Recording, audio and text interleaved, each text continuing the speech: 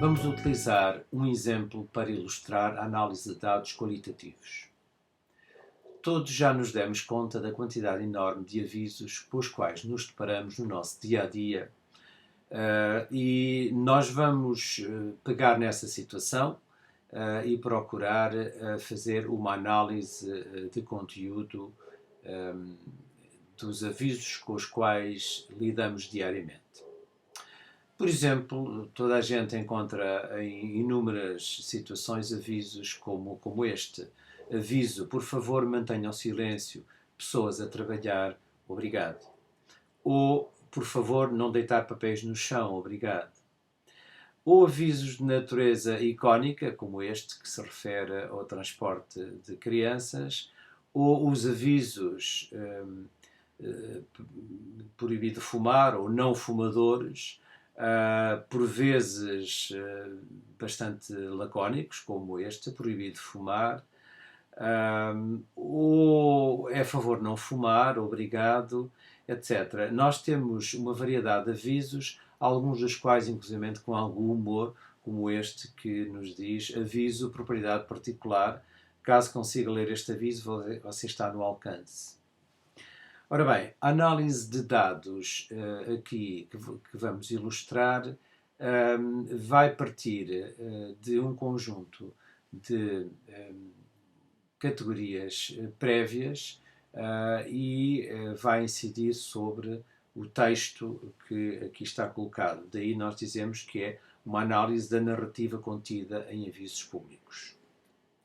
Em primeiro lugar, queria chamar a atenção para um elemento importante, que é o facto de nós encontrarmos duas categorias de avisos que são aquelas que nos indicam, através da palavra aviso, aquela que nos indicam que se trata de um aviso, e aqueles que não contêm essa palavra aviso.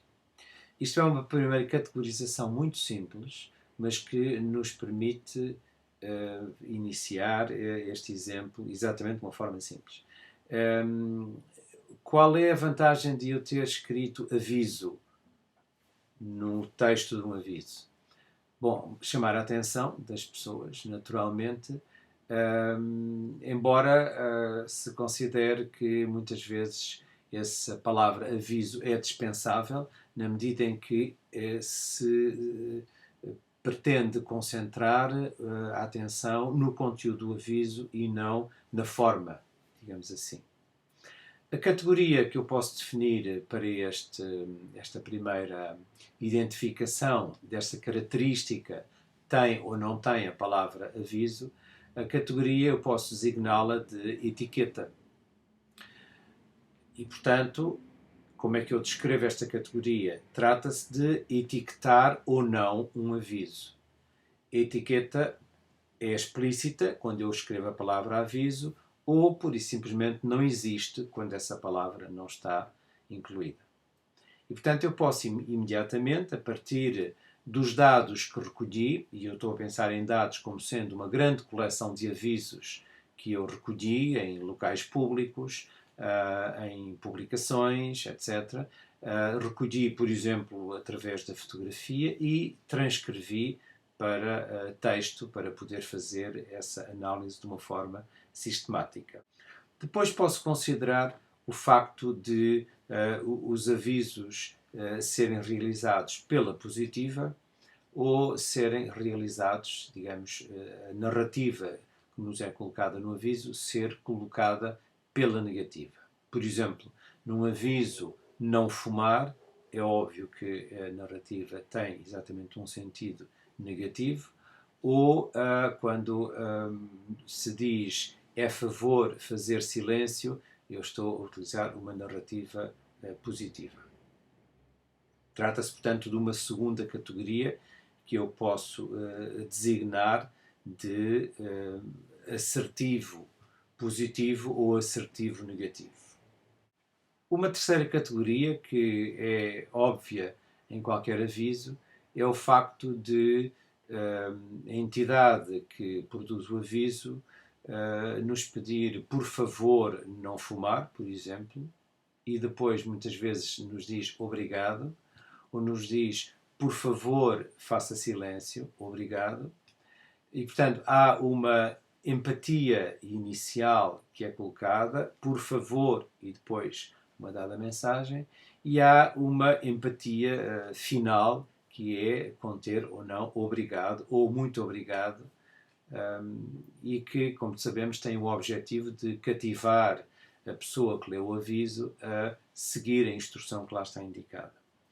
Trata-se, portanto, de uma característica importante da narrativa contida no aviso e que eu posso considerar como sendo uma empatia inicial, no caso do por favor, e uma empatia final, quando o aviso termina com um obrigado ou muito obrigado.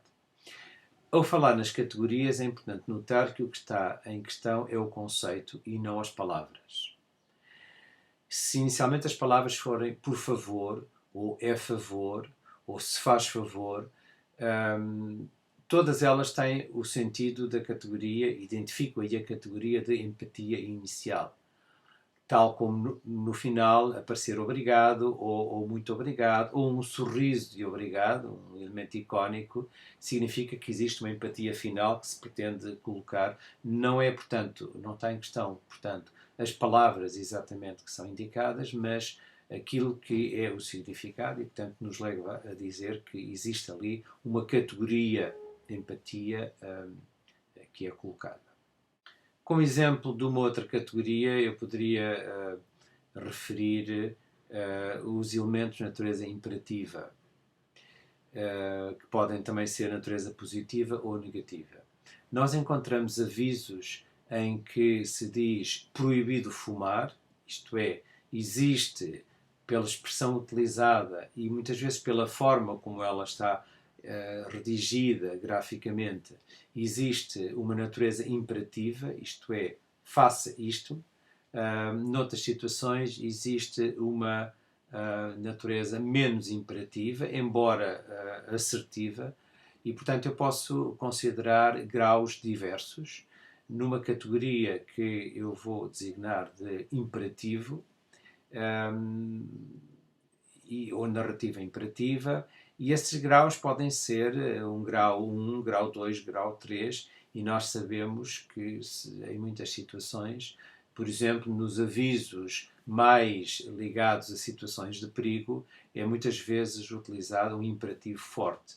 Por exemplo, o tradicional aviso nas travessias de linhas de comboio, que é pare, escute, olhe. Um comboio pode esconder outro, este é o tradicional aviso nessas situações. O pare, escute, olhe contém elementos de natureza imperativa, positiva, muito fortes, exatamente para chamar a atenção, com palavras curtas e incisivas, chamar a atenção das pessoas que leem o aviso. Estes elementos que eu estou a indicar são, portanto, exemplificativos da forma como se consegue, de um modo natural, criar categorias para a análise de conteúdo de avisos, e nós podíamos estender este exemplo com um grau maior de sofisticação, utilizando, por exemplo, uma ferramenta, uma aplicação, um software de análise. Uma vez feita a codificação, uma vez encontradas as relações entre as categorias que nós definimos, nós estamos em condições de começar a descrever a situação que foi objeto de análise e descrevê-la de forma explicativa para o leitor. Aquilo que nós fazemos ao produzir resultados num determinado estudo é, a partir dos dados recolhidos, com a utilização de conceitos, que no fundo são as categorias que nós utilizamos, produzir uma explicação, produzir uma narrativa para um leitor, e no caso dos trabalhos académicos é evidentemente um leitor académico, é um júri que vai apreciar essa explicação.